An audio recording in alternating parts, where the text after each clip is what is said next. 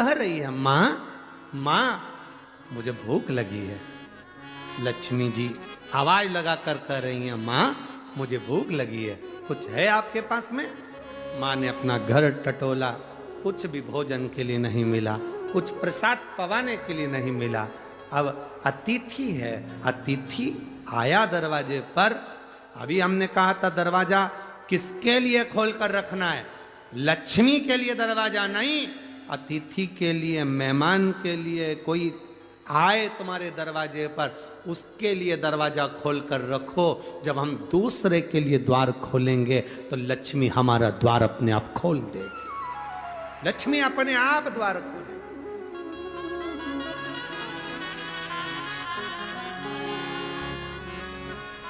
माँ भूख लगी है मुझे।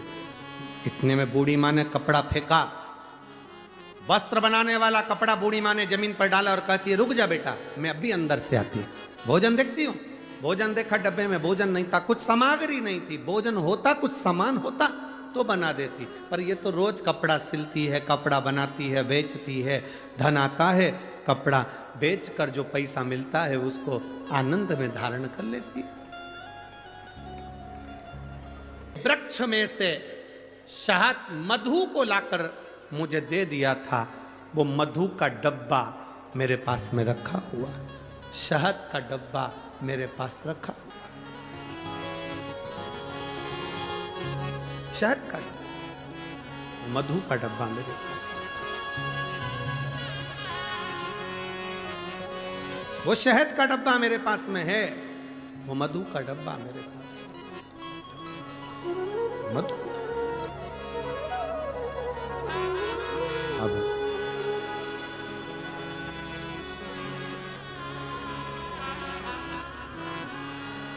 कोई तुम्हारे स्मरण में जब आए,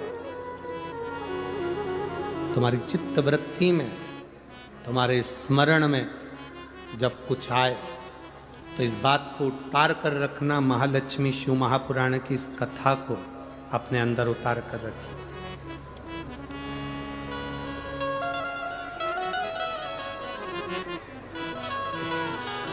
राम सिंह तो लिख कर दो।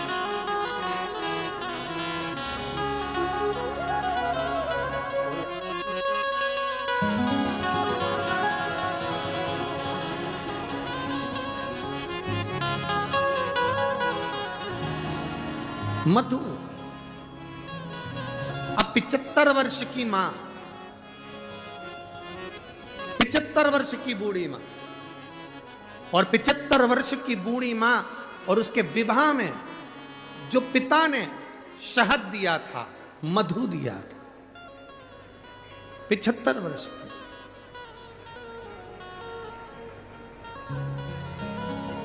और 75 वर्ष की बूढ़ी मां को जो शहद दिया गया, दहेज में जो मधु दिया गया था, वो शहद, वो मधु, वो शहद, वो मधु उसके पास में था, उसके स्मरण में आ गया। स्मरण।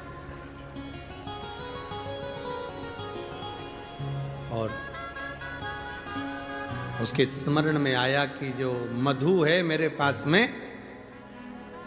मुझे देना चाहिए, परंतु वो डब्बा जिसमें मधु भरा हुआ था, जिसमें शहद भरा हुआ था, वो डब्बा ढूंढा जा रहा है। वो मधु का डब्बा, वो शहद का डब्बा ढूंढा जा रहा है। और मधु का डब्बा जब ढूंढने के लिए बूढ़ी मां लगी, दरवाजे पर जो दीप लगा हुआ था प्रकाश के लिए, वो दीप को उठाकर लेकर आई। अपने द्वार पर आए हुए अतिथि का आदर, सम्मान, सत्कार कैसा होना चाहिए, ये शिव महापुराण की कथा कह रहे। आपके द्वार पर आया हुआ अतिथि, उसका आदर, उसका सम्मान, उसका सत्कार कैसा होना चाहिए, शिव पुराण बता रहे। इसीलिए इस महाराष्ट्र की पवित्र भूमि पर जगह जगह पर लिखा रहता है, अतिथि देव भव।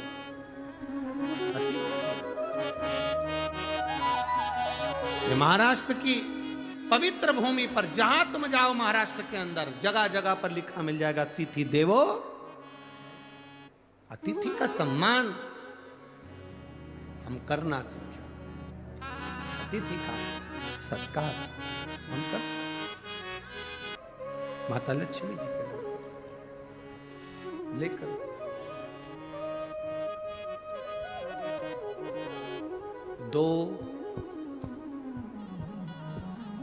33 कोटि देवी देवता में 2 देवता ऐसे हैं जिनको मधु शहद प्रिय है, और उस मधु शहद की प्रियता में वो अपने पास का जितना वैभव होता है वो प्रदान कर देते हैं।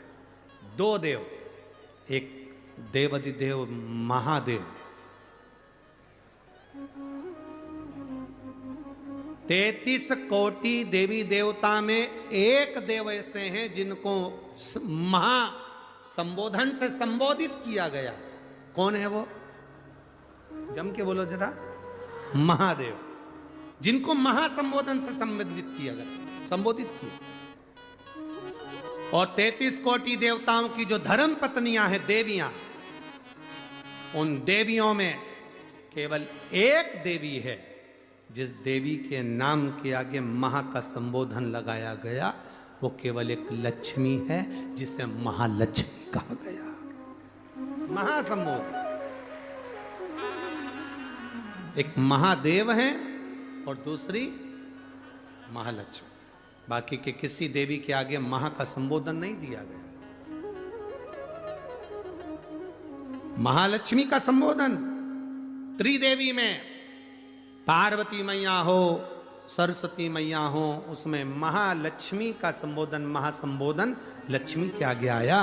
और त्रिदेव में महासंबोधन देवाधिदेव महादेव के सामने आया। इसलिए इन एक महादेव और एक महालक्ष्मी, ये 2 देवता ऐसे हैं, एक देवता एक देवी ऐसी हैं जिन पर मधु का प्रयोग सुख प्रदान करता। अब दुनिया के लोगों ने कहा गुरुजी आप एक बात कह देते हो, एक देव महादेव और दूसरे नंबर पर देवी लक्ष्मी महालक्ष्मी, जिन पर मधु का प्रयोग मुंह। एक हमने पहले कथा में कहा था कि उसका लोगों ने उपहास भी किया, हंसी भी उड़ाई, पर लोगों ने उसका प्रयोग करा तो फल भी पाया। आज भी उस पत्र को, यहाँ पर भी एक पत्र है उसका, हम बताएंगे। हमने कहा था कि बीज पत्ती पर शहद लगाकर जब आप अपनी पूरी मेहनत करें, पूरा कर्म करें और अच्छी मेहनत में तल्लीन रहें, और मेहनत करते हुए जब किसी कार्य के लिए जाएं तो मध्य पत्ती में मधु लगाकर, शहद लगाकर। सुना था कि नहीं सुना? आज लक्ष्मी पूजन अवश्य करें दोस्तों।